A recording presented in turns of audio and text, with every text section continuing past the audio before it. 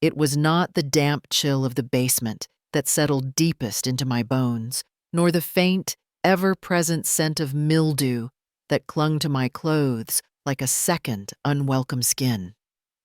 It was the silence. The silence from upstairs, where laughter and warmth bloomed in the rooms that were once mine, while I sat below, a forgotten relic in the foundation of their new, glittering life. They said it was for my own good, of course. That is what people always say when they are about to do something for their own benefit, is it not? And I, Gloria Sterling, 75 years young, a woman who had navigated the chaos of hospital emergency rooms for 40 years, who had raised a son and buried a husband, I nodded and agreed. What else was there to do when your own flesh and blood looked at you with that particular blend of pity and impatience? I had seen that look before in the eyes of families discussing a patient whose recovery was taking too long. It was the look that preceded the decision to move someone to a less demanding ward, or perhaps to a place where they would be less visible. If you are listening to this story, thank you so much for being here. Let us know where you are joining us from in the world, and do not forget to subscribe to become part of our growing community. For 30 years, my sunny upstairs bedroom had been my sanctuary. It faced east, and every morning the sun would spill across the worn oak floors, painting the walls golden. My late husband, Arthur, had built the bookshelves that lined one wall, shelves now filled with a lifetime of reading, medical journals beside well-loved novels. Photographs of my son, David, from a gap-toothed boy to a grown man with a family of his own, smiled down from the mantelpiece. It was a room filled with light and memories, a room where I felt anchored, where I felt like Gloria. I had been a nurse, you see, a head nurse in a busy city hospital for most of my working life. I understood systems. I understood structures.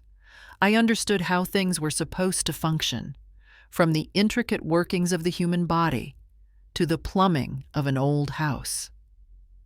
My hands, though now spotted with age, had once skillfully managed crises, brought comfort, and yes, saved lives.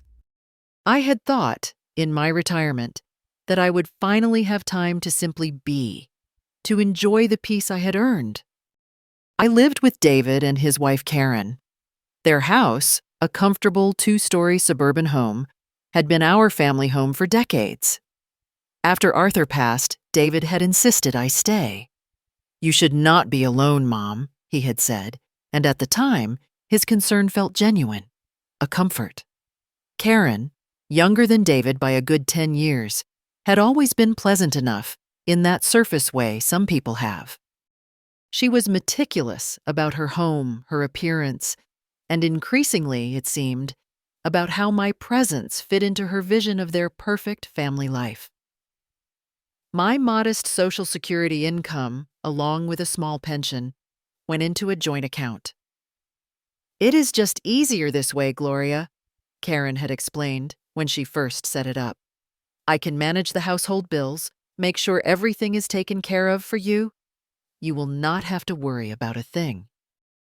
And I, wanting to be agreeable, not wanting to seem mistrustful, had signed the papers. "Less to worry about," she had said. Funny how that phrase would come back to haunt us all. My quiet routine revolved around my books, my small garden patch in the summer, and occasional visits with old nursing colleagues. I cherished my independence, even within their household. My greatest fear as the years advanced was not death, but a slow slide into irrelevance, of becoming a burden, of being seen but not truly seen. Then came the news of Karen's pregnancy. A late-in-life miracle, she called baby Leo. There was much excitement, much planning. I was happy for them, of course. A new baby is a blessing. I just had not realized that this particular blessing would require my displacement. I had overheard snippets of conversations between Karen and David. hushed discussions about needing more space, about upgrading certain areas of the house. Karen had been looking at glossy design magazines, talking about a master suite expansion and a dedicated home office with proper soundproofing. I had filed those comments away, a small, uneasy feeling settling in my chest. A few months after baby Leo arrived, squalling and adorable, Karen approached me. David stood beside her, looking vaguely uncomfortable, his eyes not quite meeting mine. She held Leo, bouncing him gently. "Gloria," she began, her voice honey-sweet, "we have been thinking, and we feel, for your safety, it would be best if you moved downstairs to the basement room." I looked at her, then at David. "My safety?" I echoed, my voice carefully neutral. "Yes," Karen chirped. "Those stairs, Gloria, they are so steep. We worry about you falling, and with Leo needing a proper nursery, your room is just perfect. All that lovely sun for him." She smiled, a bright, fixed smile that did not quite reach her eyes. "We will fix the basement up real nice for you, make it cozy. Think of it, no more stairs to climb." A cold knot formed in my stomach. My room, my sunlit sanctuary, for a nursery, and for my safety. I was 75, not 95, and infirm. I still walked a mile every day, weather permitting. I knew their concern was a flimsy veil over their desire for my room, for the space I occupied. The master suite expansion, the home office, those were the real reasons. I was being demoted, gently but firmly pushed to the margins of their lives. The sting of it was sharp, a sudden, unexpected grief for a loss I hadn't anticipated. But what could I say? Argue? Plead? Create a scene that would only confirm their narrative of me as a difficult old woman?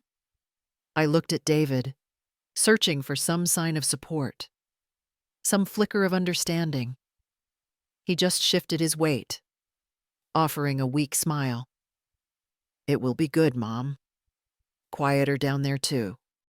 Quieter? Yes, I imagined it would be. I took a slow breath. "If you think it is best, dear," I said, my voice betraying none of the turmoil inside. "Of course, whatever is best for the baby." The move itself was a swift, impersonal affair. David helped carry down my bed and dresser, his movements hurried, as if eager to get the task over with. Karen supervised, her eyes already measuring my old room for its new purpose, occasionally murmuring about paint colors and window treatments. I packed my books, my clothes, the small mementos of my life into boxes. Each item felt heavy, not with its physical weight, but with the weight of unspoken goodbyes. My first night in the basement was a shock to the system. The fixing up had amounted to a hasty coat of pale gray paint on the concrete block walls, a color that did nothing to dispel the gloom, and an old rattling space heater that smelled faintly of burnt dust.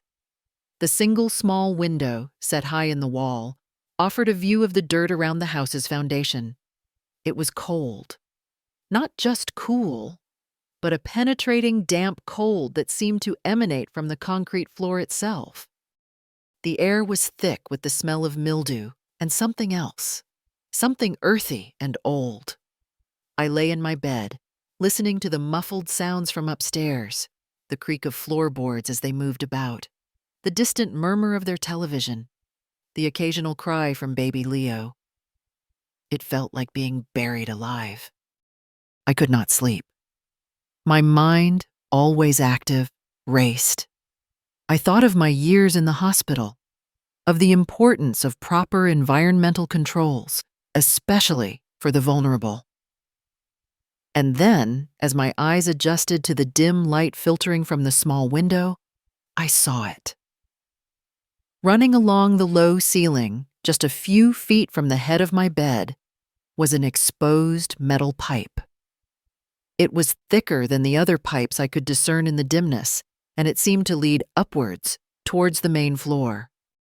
Even in the relative mildness of that early autumn night, I could feel a distinct coolness radiating from it.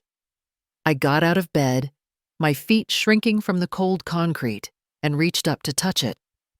It was icy cold, already beading with condensation.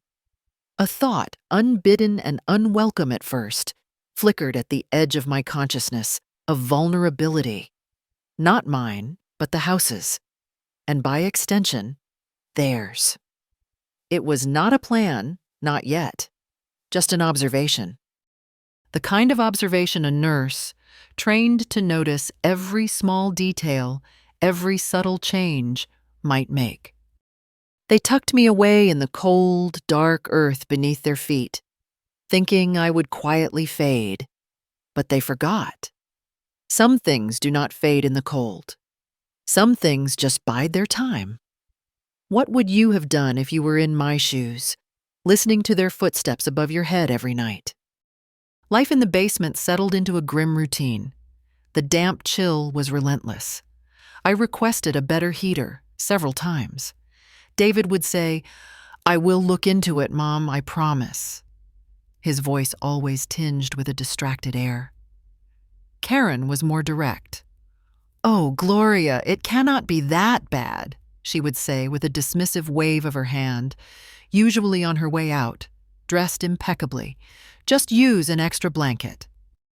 "We are so terribly busy with Leo, and you know the renovations upstairs are taking up all our time and energy." The renovations. Yes, I knew. The sounds of construction became a daily soundtrack to my subterranean existence. Hammers, saws, the thud of materials being dropped. From my small window, I sometimes caught glimpses of workers, of new lumber being carried in. Occasionally, when I ventured upstairs to use the main floor bathroom, the basement had only a rudimentary toilet and sink in a tiny, unheated closet, I would see the transformation of my old room. Gleaming hardwood floors were being laid. New, oversized windows were installed. Once, I saw a delivery truck arrive with large boxes labeled Luxury Spa Shower System. Karen was ecstatic, showing it off to a friend on the phone, her voice echoing down the basement stairs. "It is going to be fabulous, a real retreat. And David is getting his soundproofed office, finally." My old room, my sunny haven, was becoming their private playground. Baby Leo, I learned through a casual comment from David, had been moved into the smaller guest room at the end of the hall. So much for needing my sunny room for the nursery. Each new detail was like a fresh sprinkle of salt on an open wound. I had a small, trusty electric blanket, a relic from my single days when I lived in a drafty apartment and worked long night shifts. It became my constant companion in the basement, a small pocket of warmth in the encroaching cold. I began to pay closer attention to that exposed pipe. I noted how, as autumn deepened and the nights grew colder, the condensation on it became heavier, sometimes even dripping onto the floor. I observed the drafts that swirled around that particular section of the basement, a confluence of ill-fitting window seals and uninsulated foundation. One afternoon, Karen insisted I see Dr. Evans for a checkup.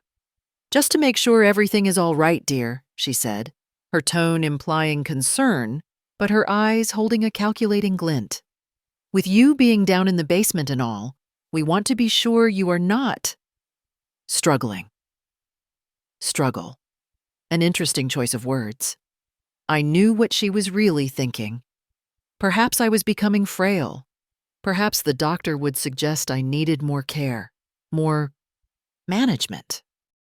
Dr. Evans, a kind man who had been my physician for years, gave me a thorough examination. "Gloria," he said, smiling, "you are fit as a fiddle for a woman of 75.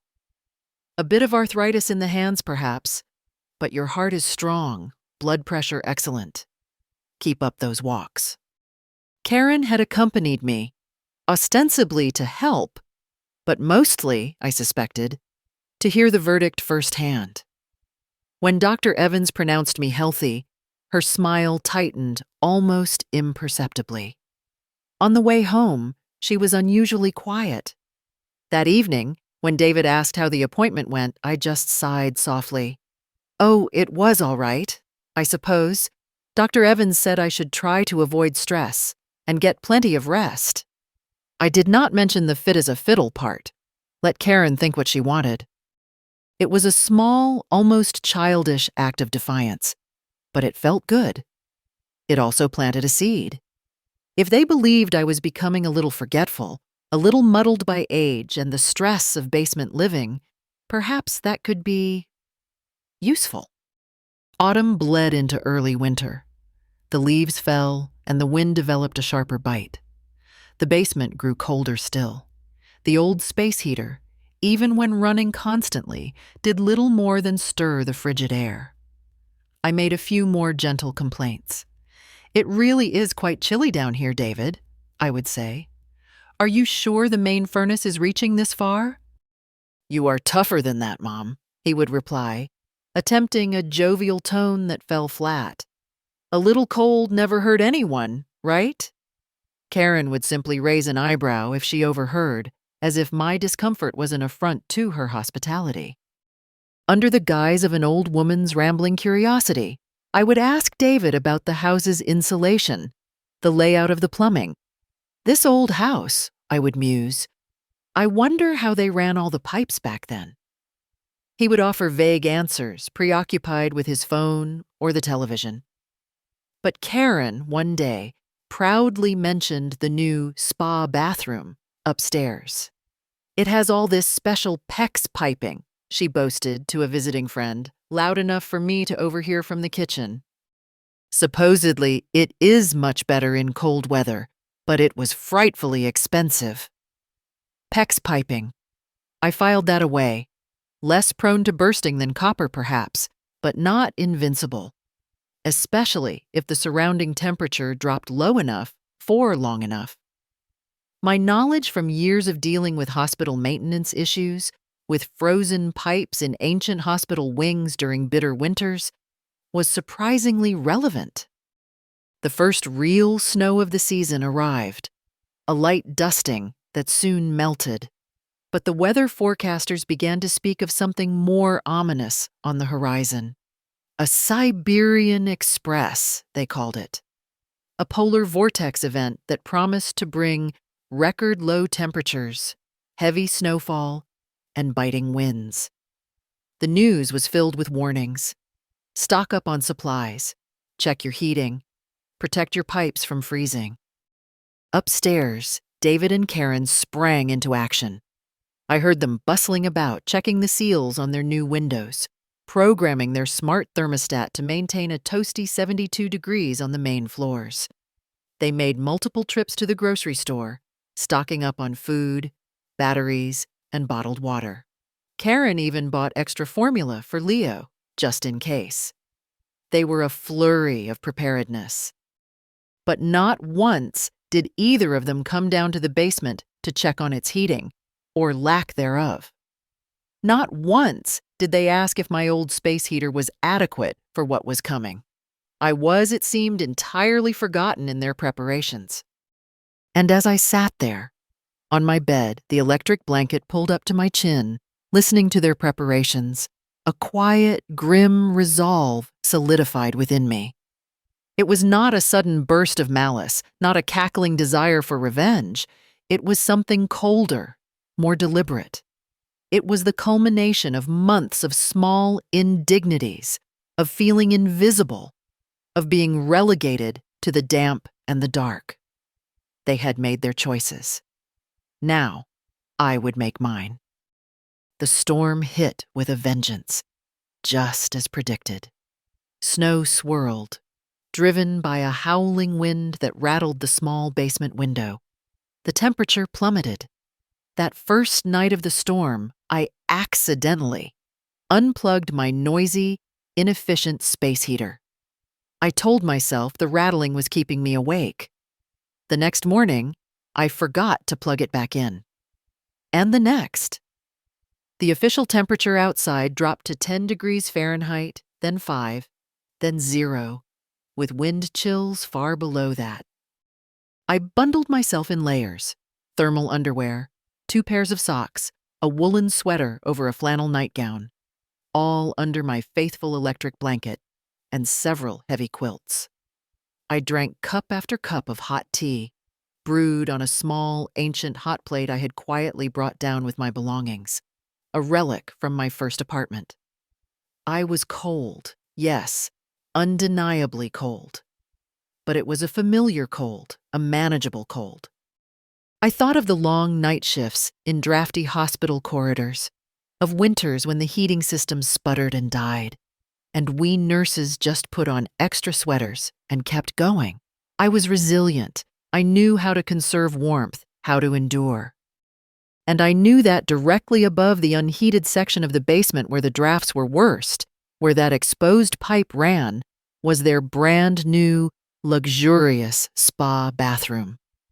I could almost feel the intense cold seeping into the floorboards above that pipe, into the space between the basement ceiling and their gleaming new floor.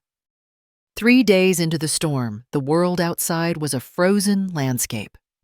The snow had stopped, but the brutal cold held the town in an icy grip. Upstairs, David and Karen and baby Leo were snug in their climate-controlled cocoon.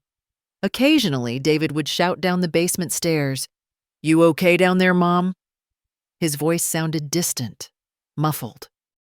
"Fine, dear," I would call back. "Just a little chilly." "Well, pile on the blankets," he would shout. "We cannot do anything until this storm passes. Everything is frozen solid out there." His words, meant to be reassuring, only confirmed what I already suspected.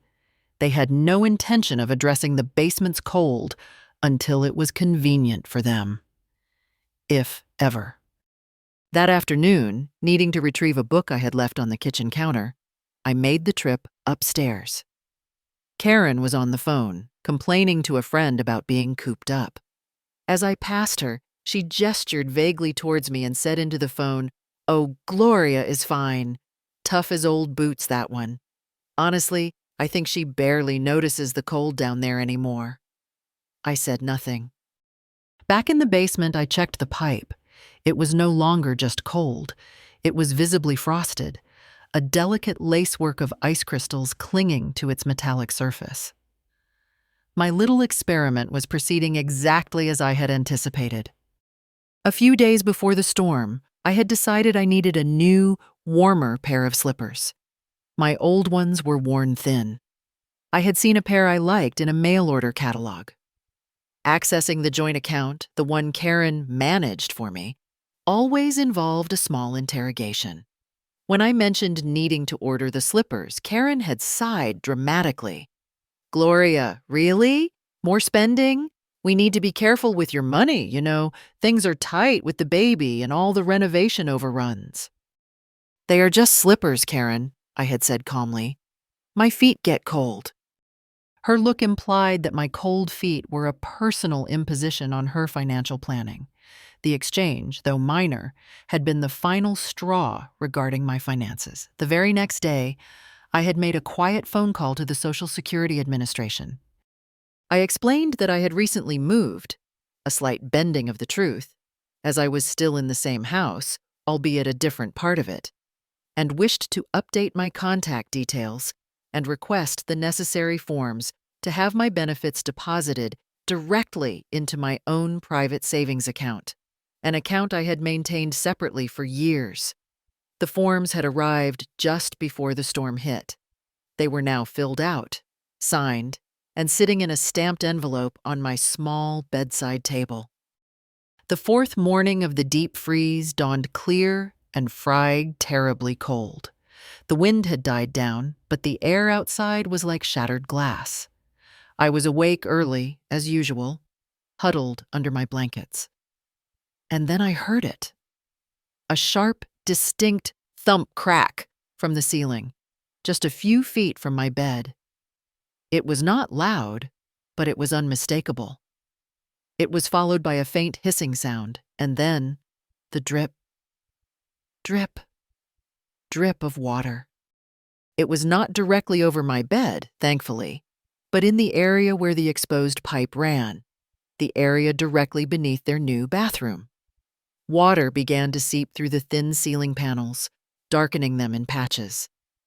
Then it started to drip onto a stack of old newspapers I had forgotten were there, then onto the concrete floor, forming a small, spreading puddle. I took a slow, deliberate breath. I did not feel panic, or even surprise, just a grim sense of inevitability. I calmly got out of bed, put on my robe and my old, thin slippers, and walked to the foot of the basement stairs. "David?" I called, my voice even. "Karen? I think there might be a little leak down here." The thud of footsteps from above was immediate. David appeared at the top of the stairs, his hair disheveled, a worried look on his face. "A leak? What kind of leak?" He hurried down, Karen following more slowly, her face a mask of annoyance at being disturbed so early. They stopped short at the sight of the spreading water. "Oh my goodness," David breathed. Then his eyes followed the drips upwards, towards the ceiling. "It is coming from upstairs." Karen gasped. "Our bathroom, the new bathroom!" They both turned and scrambled back up the stairs, their voices rising in panic. I heard shouts, the sound of a door being thrown open, and then, unmistakably, the sound of gushing water. Not a drip, but a torrent. Their expensive, fragile spa bathroom had succumbed to the uninvited chill. I remained in the basement, an island of peculiar calm in their rising storm. I walked over to my small hot plate and began to prepare myself a cup of tea. The dripping from the ceiling became more insistent, a steady rhythm accompanying the sounds of their distress from above. The hours that followed were pure chaos. Plumbers were called, but with half the town dealing with similar emergencies, it took ages for one to arrive. Water cascaded down from the compromised bathroom, through the newly installed hardwood floor of what was once my bedroom, and into the basement ceiling, overwhelming the initial leak and creating several new ones.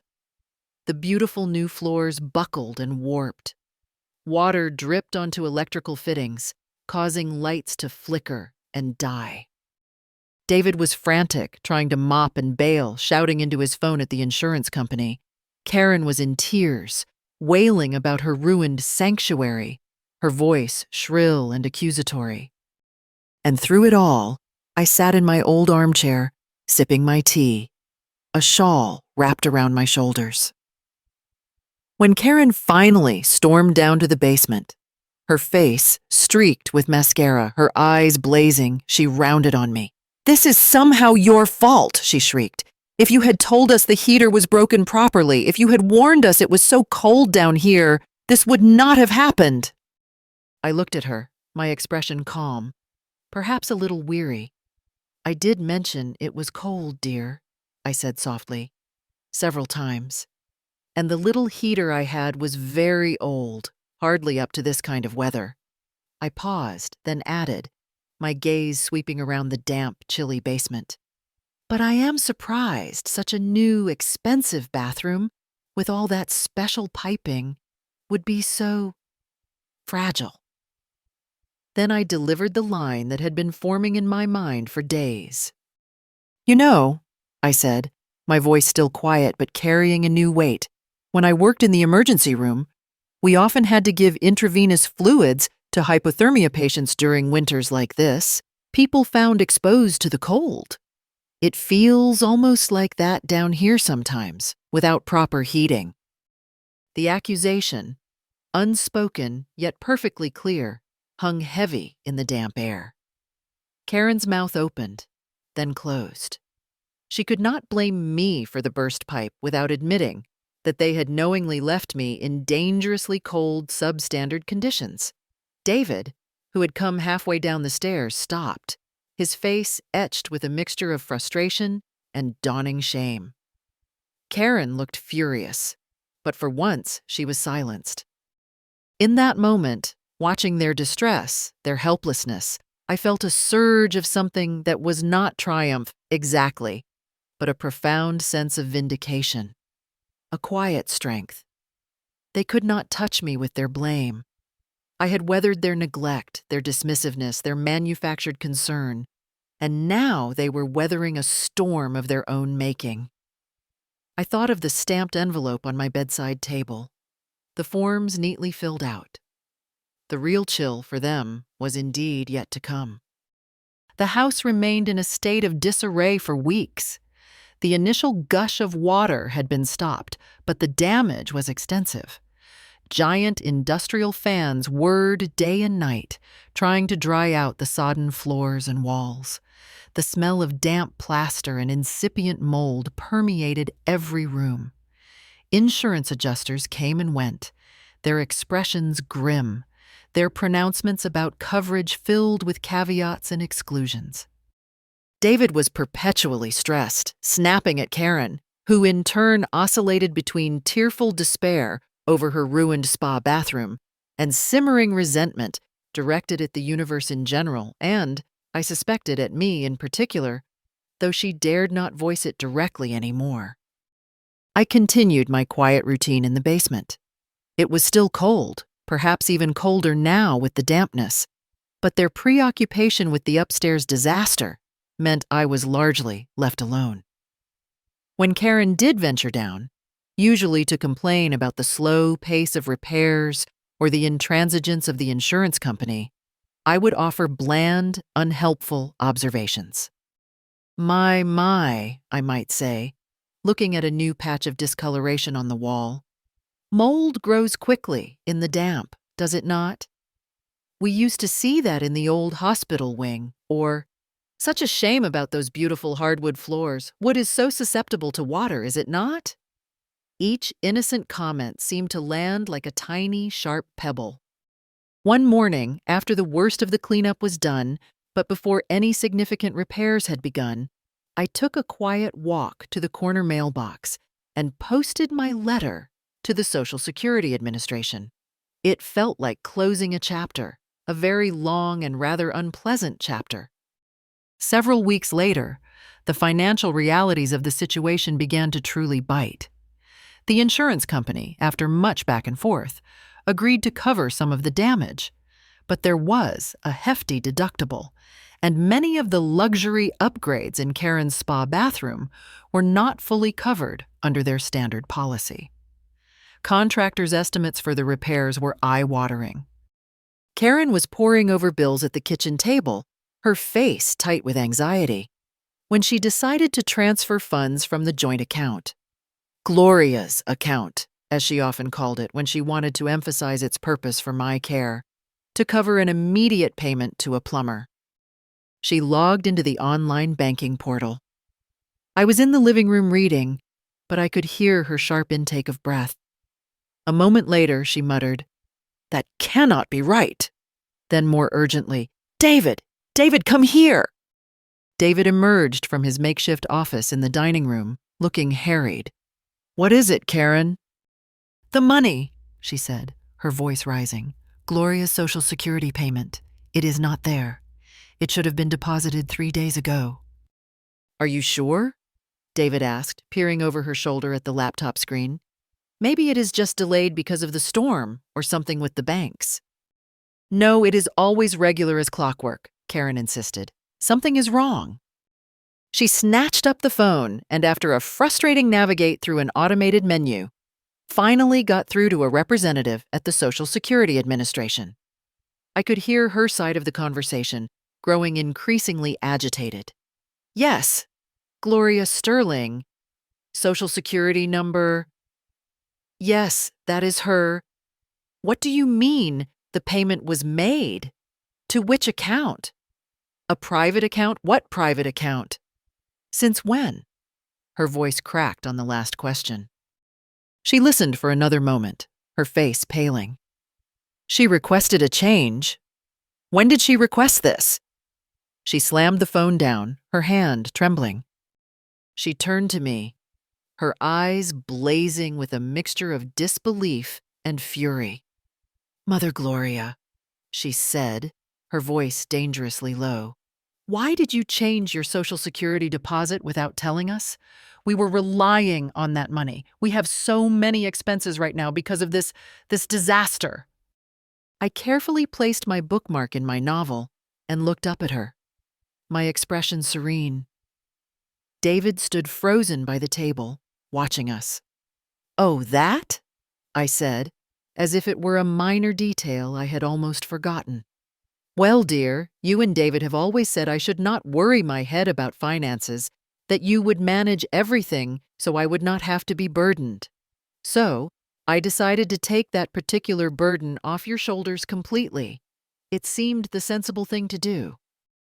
I paused, then allowed a small, knowing smile to touch my lips. "Besides," I added, my voice still soft but carrying an undeniable edge, "I was also shouldering quite a burden myself, living in an unheated basement all winter, as you know. I figured it was time I managed my own comfort and my own resources." Karen stared at me, speechless for a once. Her face went from white to a blotchy red. She sputtered, But that money was for your care, for this household." "Indeed," I replied calmly, "and I have decided that my care will be best managed by me, in a place of my choosing. And this household seems to have more than enough expenses without adding mine to the tally." David finally spoke, his voice hoarse. "Mom, you did not tell us." "There did not seem to be an opportune moment," I said. "You were both so very busy." The power dynamic in the room had shifted as surely as if the floor had tilted. Karen looked as though she might explode, but something in my calm demeanor, my utter lack of apology, seemed to deflate her. David just looked tired, defeated. The financial rug had been pulled out from under them, and they had no one to blame but themselves for creating the conditions that led to it. A week or two later, after the initial shockwaves from the financial revelation had subsided into a sullen, resentful atmosphere from Karen and a weary, almost silent resignation from David, I made my announcement. I had timed it for a Saturday morning when they were both home. I came up from the basement carrying a small suitcase, the one I used for weekend trips in happier times. I had already arranged for a discreet taxi to pick me up. "I will be leaving today," I said, my voice clear and steady. They both looked up, startled. "Leaving?" David asked, frowning. "Leaving where? Are you going to visit Aunt Carol?" "No, dear," I said. "I am moving out. I have signed a lease for a small apartment at the Willow Creek Senior Living Community. It is one of their independent living units. Very sunny, I am told, with a lovely view of the gardens, and they have excellent, reliable heating. Plus," I added, allowing myself a small, genuine smile, "there is a yoga class every morning that I intend to join." David looked utterly stunned. "Mom, why? Why did you not tell us? We could have talked about it." Karen just stared, her mouth agape, for once completely lost for words. I looked at my son, at the lines of stress around his eyes, the slight slump of his shoulders.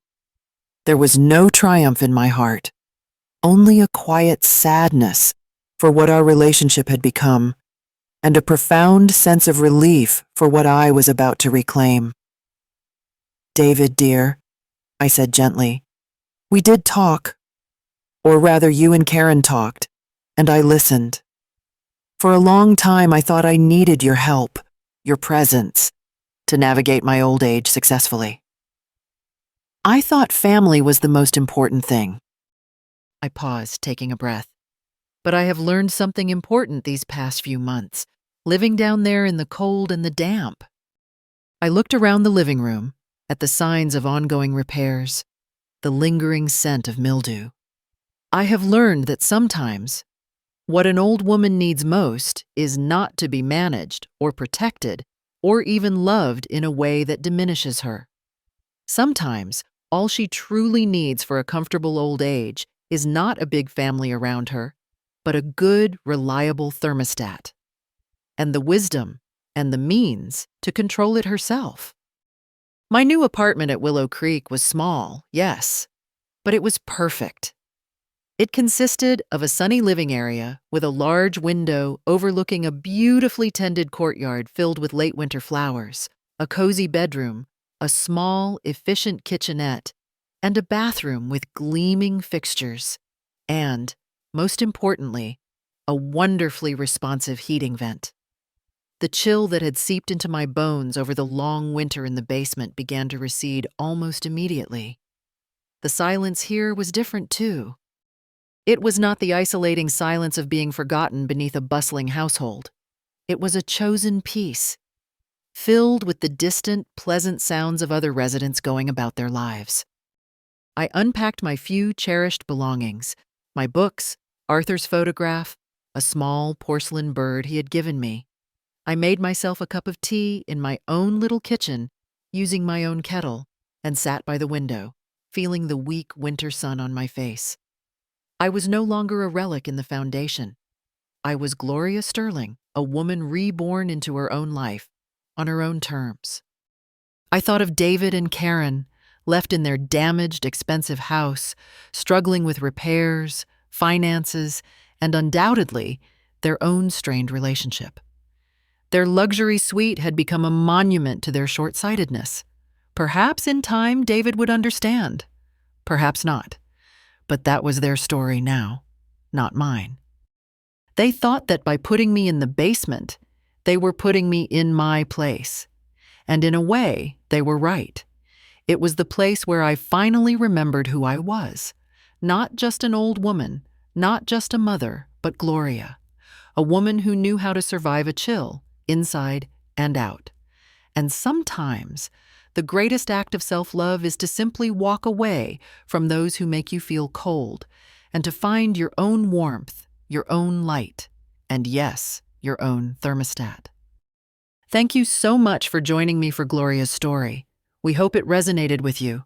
If it did, please consider subscribing to our channel, giving this video a like, and leaving a comment below sharing your thoughts. We love hearing from you. Be sure to check out our other stories, and we hope to see you again in the next video. Take care and stay warm.